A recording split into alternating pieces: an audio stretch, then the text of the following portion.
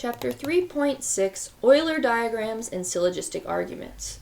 So we've seen how to work with symbolic arguments with truth tables, but there's one more way we're going to explore our argument structures that's going to look a little bit different. So it's actually going to bring back some of the stuff we learned in set theory with Venn diagrams. They're not going to be called Venn diagrams anymore. We're going to call them Euler diagrams, but they sort of represent the same thing. So, a syllogistic argument, or syllogism, is a special form of argument that uses broad statements about sets as premises. So phrases such as all are, some are, none are, and some are not are used to form these arguments. So remember, I introduced the idea of these four what are called quantifiers back in the first of our logic chapters, and then I said we would come back to these later. So we haven't seen these. These don't really show up in our symbolic arguments as much because we really can only work with them using a particular type of diagram. So instead of using truth tables like we did for those symbolic arguments, we use Euler diagrams, which, yes, it's spelled like maybe Euler or something like that, E-U-L-E-R, but it is pronounced Euler and named after very famous mathematician Leonhard Euler. So Euler diagrams are used to determine the validity of syllogistic arguments. These diagrams use circles to represent the relationships between sets and the premises. Like I said, it's going to feel very much like we're working with Venn diagrams, but it's a little bit different. So, here are the four basic Euler diagrams. Each of these will represent the four different quantifiers. So, if I say all A are B, then that means, and here we're bringing back our symbols from set theory, right? So that means A is a subset of B, because all of A has to be inside of B, which we can see the diagram shown has that. All of A is inside of B. Every A is within B. So when I fill in A and B with actual words like all cats are mammals, then the cats circle would be inside the mammal circle. That's what we're talking about here. Now, some A are B means that A intersect B is not the empty set. There is some intersection between them because some A's are B. So, our diagram just would say that something has to be in that intersection. Okay? Does it? It could mean every A could be in that intersection. A could be inside of B, but all we know is at least some of them are, so we just know that intersection is not empty. We don't know anything else. We have no idea if there's anything in here. We have no idea if there's anything in here. We just know that there is at least something here. Similarly, some A are not B means we at least know there's something out here. So some A are not B symbolically would mean A is not a subset of B, because A has stuff that B doesn't. So A can't be a subset of B. B could be a subset of A. There's plenty of things that could be happening here, but we know that there is at least something outside of B that's in A. And then no A or B means that the intersection between A and B is in fact empty. So their circles don't need to intersect at all. Now notice that, remember when I said negations and all of that, the negation of a quantifier is often not what we expect? Well, look at this. The negation of all are is some are not. And look at what they mean. A is a subset of B, A is not a subset of B. That's the negation. The negation of some are is none are. And look at what they mean. Their intersection is not empty versus their intersection is empty. So we can see visually that these are direct opposites of each other. That is the real reason why the negation, which gives us the direct opposite meaning, the negation of a quantifier is this to this and this to this, instead of all to none or something like that, like we might expect. Okay, so let's see how we can build Euler diagrams to actually verify syllogistic arguments. So here we have premise 1 is all harmonicas are musical instruments. Premise 2 is a trumpet is a musical instrument, and the conclusion is, therefore, a trumpet is a harmonica. So we start with premises and a conclusion and build an argument in a very similar way. But when we write out that argument, when we try to figure out whether or not it is valid, we are going to write out sets instead of simple statements like we did for our symbolic arguments. So what are the sets here? We have the sets of musical instruments, the sets of harmonicas, and then we have a trumpet, which we could consider the trumpets a set as well, but I'm actually just going to make that a singular item within a set, and we're trying to figure out what set is the trumpet in. So, my sets are then musical instruments and harmonicas. Okay? So if all harmonicas are musical instruments, that means all H are M is what is being said. So if we go back, all H are M is all A are B, right? So it should look like this. Okay?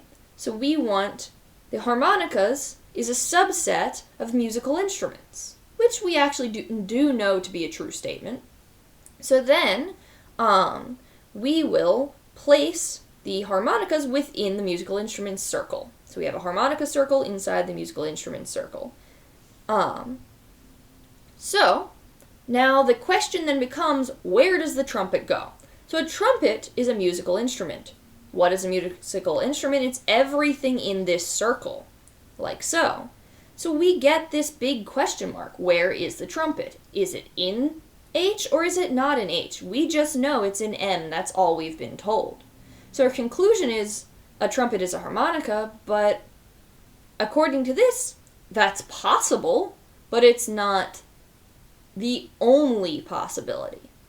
So in fact, the premises do not give us enough information to know whether a trumpet is a harmonica or not. So this is an invalid argument. Now, of course, if you know what a trumpet is and you know what a harmonica is, then you would know that a trumpet is not a harmonica. So we feel like saying this is invalid feels right, but that's not the point. Remember that in order for a argument to be valid, it has nothing to do with its accuracy. So if I had concluded that a trumpet is not a harmonica, it also would be an invalid argument. This is also invalid, because no matter what, I still don't know where the trumpet goes based on the premises given. You can't base it off of your own knowledge. We want to go off of just what we're told. So what we are told is it's a musical instrument. We have no idea how it relates to harmonicas. So it could be a harmonica, it could not be a harmonica. It could be here or here. We don't know. So no matter what, all I know is that it's a musical instrument, and so no matter what I say about where it is, it would be invalid. Okay. Now let's try one with a none R. So premise 1 is no whales are fish. Premise 2 is a dolphin is not a whale. Conclusion is a dolphin is a fish. Now, of course, once again, most of us probably know that a dolphin is not a fish. A dolphin is a mammal.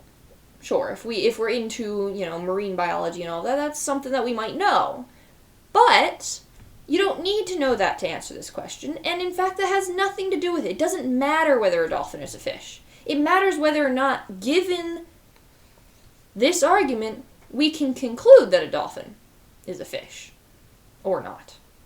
That's what we want to think about, not our own knowledge. You can't bring your own knowledge into this.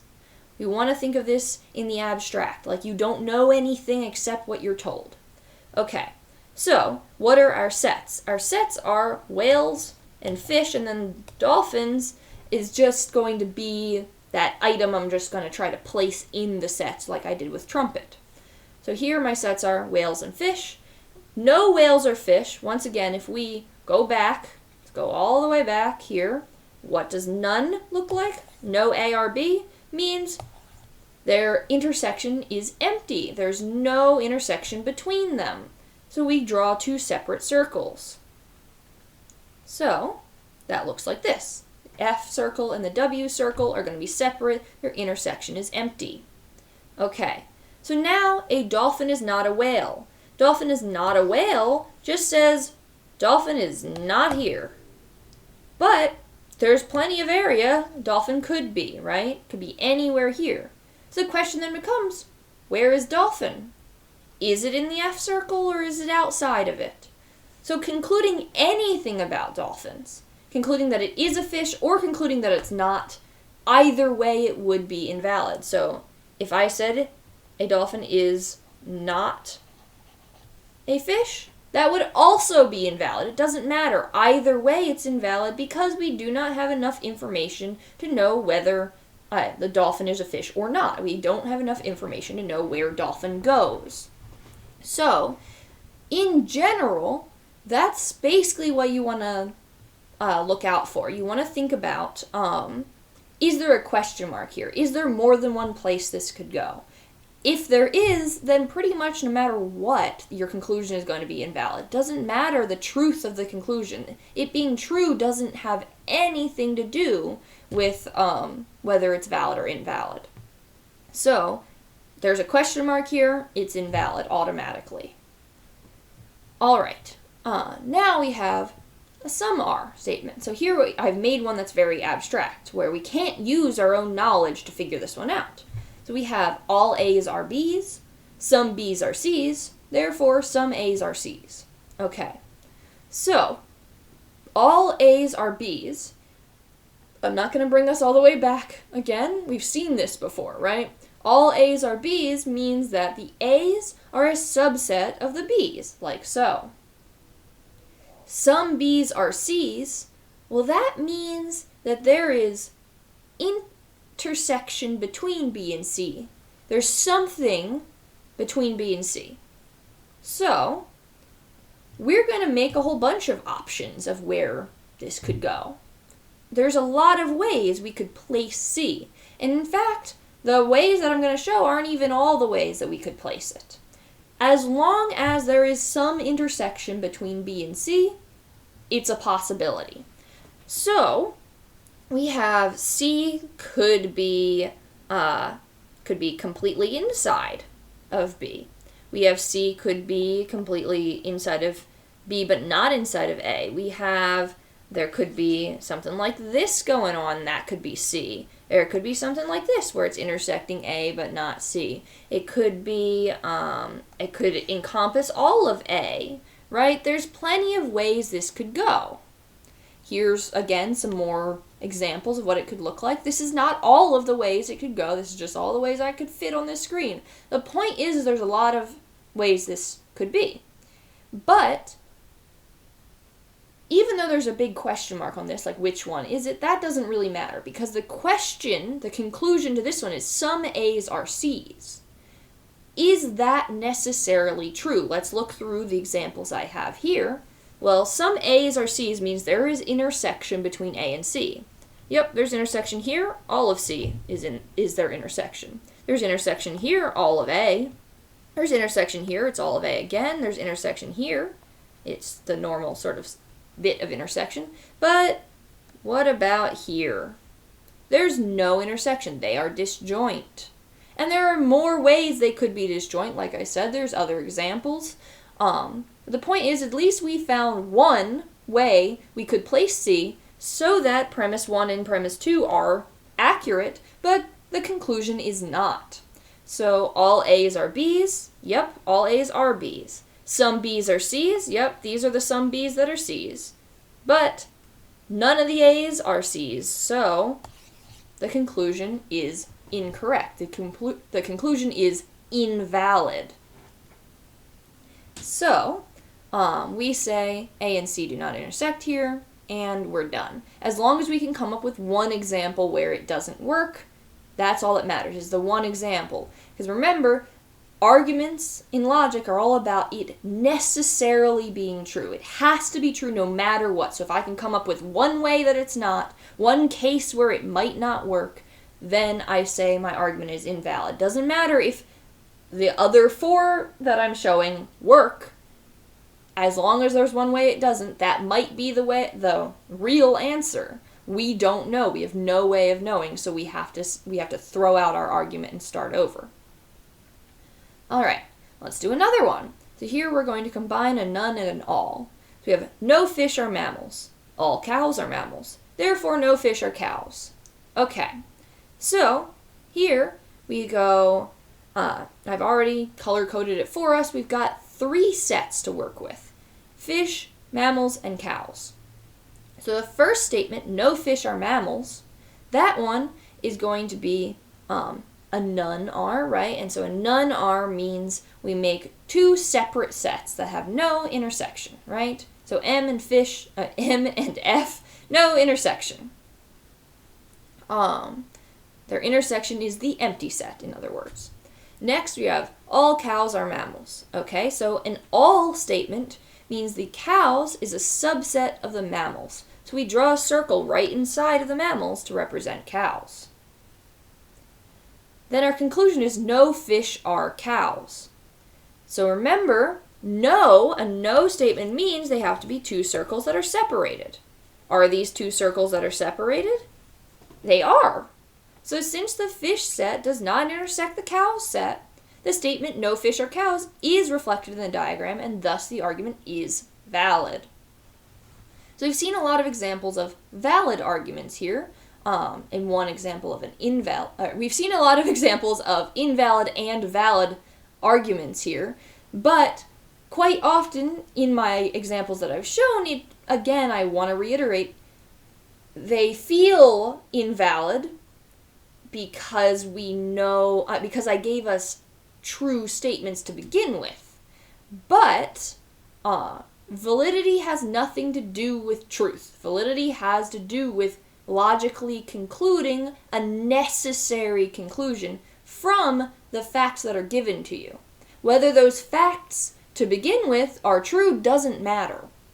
So you want to always put aside your bias, put aside the information you know coming in, and start from what you were given.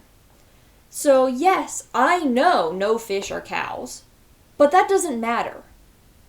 I could have given some sort of crazy statements in the beginning that made it so that was a logical conclusion from what I said. So I just want to make it abundantly clear that once again, this being true or false has nothing to do with whether or not the argument is valid or invalid. If I started from all fish are mammals, then maybe this would have possibly worked out, right? If I started from a statement that was more weird, it might have worked out. And we've seen it might have given us a valid conclusion, even though that conclusion is, even though what we gave was false statements. So again, validity has nothing to do with truth. It has to do with whether or not the conclusion follows from the premises regardless of whether or not they are true. If the argument itself is true in the end, if everything stated, if everything is actually a fact coming into it and we come out with a logical conclusion, then it is a sound argument, and that's a whole other study, but that's not something we're going to get as into.